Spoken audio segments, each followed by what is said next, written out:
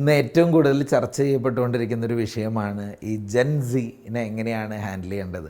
ജെൻസി എംപ്ലോയീസിനെ പ്രത്യേകിച്ചും ജെൻസി അല്ലെങ്കിൽ gen Z എന്നൊക്കെ വിളിക്കുന്നത് 1997-നും 2012-നും ഇടയ്ക്ക് ജനിച്ച് വളർന്ന് ഇന്ന് പല പ്രസ്ഥാനങ്ങളിലെയും ജോലിക്കാരായിട്ടും അല്ലെങ്കിൽ പല സ്ഥാപനങ്ങളിലേക്കും അതിൻ്റെ പ്രധാന വ്യക്തികളായി മാറിക്കൊണ്ടിരിക്കുന്ന ആളുകളാണ്. അപ്പോൾ ഇവരെ ഹാൻഡിൽ ചെയ്യുമ്പോൾ എസ്പെഷ്യലി നിങ്ങളുടെ എംപ്ലോയീസൊക്കെ ഒരു 26-25 വയസ്സിലുള്ള ആളുകളാണ് എങ്കിൽ പലപ്പോഴും നിങ്ങൾക്ക് ഫീൽ ചെയ്യുന്ന കാര്യങ്ങളായിരിക്കും. അതിന് സഹായിക്കുന്ന അവരെ മാനേജ് ചെയ്യാൻ ഒരുപാട് കാര്യങ്ങൾ നമ്മളിന്ന് മനസ്സിലാക്കേണ്ടതുണ്ട്. അതിലൊരു പ്രധാനപ്പെട്ട 4 കാര്യങ്ങളാണ് സംസാരിക്കുന്നത്.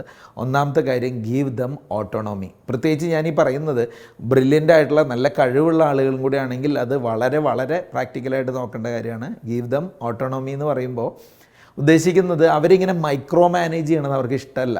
ഒരു കാര്യം പറഞ്ഞു അത് പിന്നെ ഇങ്ങനെ ചെയ്യാമെന്ന് പറഞ്ഞ് അതിൻ്റെ പുറകെ നടക്കുന്നത് താല്പര്യമില്ല. പകരം അതിനൊരു ടൈം ലൈനൊക്കെ കൊടുത്ത് അതിനൊരു പവർ കൊടുക്കാൻ ഒരു അതോറിറ്റിയൊക്കെ കൊടുത്തിട്ട് നീ ഇന്ന സമയത്ത് ഇന്ന് ചെയ്തുകൊണ്ട് വരണം എന്ന് പറയുന്ന രീതിയാണ് അവർക്കിഷ്ടം. അതായത് അവർ ഏബിളാണ് എന്നൊക്കെ നമ്മുടെ മുമ്പിൽ തെളിയിച്ചു കഴിഞ്ഞാൽ പരമാവധി അതിനുള്ള പവറും അതോറിറ്റിയൊക്കെ കൊടുത്തിട്ട് ആ കാര്യം നടത്തിയെടുത്തുകൊണ്ട് വരട്ടെ എന്ന് വിചാരിച്ച് നിൽക്കുന്നത് തന്നെ പ്രാവർത്തികമാവുള്ളൂ. അപ്പോൾ ഗീവ് ദം ഓട്ടോണോമി അല്ലെങ്കിൽ പവർ അതോറിറ്റി കൊടുക്കുക. 2, കോച്ച് ഡോണ്ട് കൺട്രോൾ. കോച്ച് ചെയ്യാം പക്ഷേ കൺട്രോൾ ചെയ്യാൻ നോക്കരുത്. They don't want a boss, actually they want a mentor. അവർക്കൊരു ബോസിനെ അല്ല ആവശ്യം, അവർക്കൊരു മെൻറ്ററിനെയാണ്. Guide them, don't limit dum.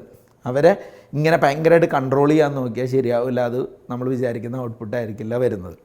3-ാമത്തെ കാര്യം, show them the bigger picture.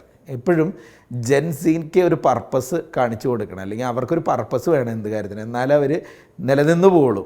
അവർ മനസ്സിലാക്കുകയാണ് ഞാൻ ഈ ചെയ്യുന്ന വർക്ക് അല്ലെങ്കിൽ ഞാൻ ജോലി ചെയ്യുന്ന ഇടം എൻ്റെ ജീവിതത്തിൽ എനിക്ക് വലിയ അർത്ഥമുണ്ടാക്കി തരും, എനിക്ക് ഭാവി ഉണ്ടാക്കി തരും. കാരണം ഭാവിയെ പറ്റിയൊക്കെ ഭയങ്കര ചിന്തയാണ് ഇത്തരം ആളുകൾക്ക്. അപ്പോൾ അതുകൊണ്ട് ഇവിടെ നിന്നാലുണ്ടാകുന്ന നേട്ടങ്ങളെപ്പറ്റിയും ആ വലിയ പിക്ചർ നമുക്ക് കാണിച്ചു കൊടുക്കാൻ സാധിക്കുക എന്നുള്ളത് ഇവരെ മാനേജ് ചെയ്യുന്നതിൽ ഇമ്പോർട്ടൻ്റ് ആണ്.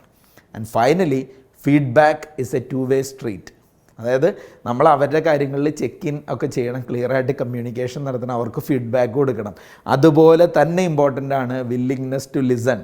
അവരുടെ ഐഡിയാസ്, അവരുടെ അഭിപ്രായങ്ങൾ ഇതൊക്കെ ഒന്ന് കേൾക്കാനുള്ള മനസ്സുണ്ട് എങ്കിൽ അങ്ങനെയുള്ള ഇടങ്ങളിൽ ജോലി ചെയ്ത് മുന്നോട്ട് പോകാനാണ് അവർ ആഗ്രഹിക്കുന്നത്. അവർക്ക് ഫീഡ്ബാക്കിന് ഭയങ്കര ഇമ്പോർട്ടൻസ് ഉണ്ട്.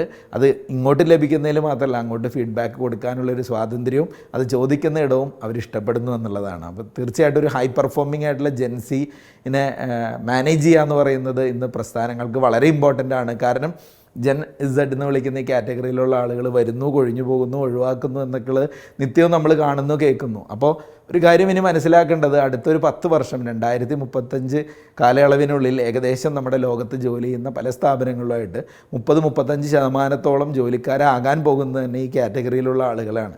അപ്പോൾ ഇവർക്കനുസരിച്ച് ചില മാറ്റങ്ങൾ കൊണ്ടുവരിക എന്നുള്ളതും അവരെ മാനേജ് ചെയ്യാൻ പഠിച്ചിരിക്കുക എന്നുള്ളതും വളരെ ഇമ്പോർട്ടൻ്റ് ആണെന്നുള്ളതൊന്ന് മനസ്സിലാക്കുക. അതുകൊണ്ടാണ് ഈ കാര്യം സംസാരിച്ചത്. Thank you so much.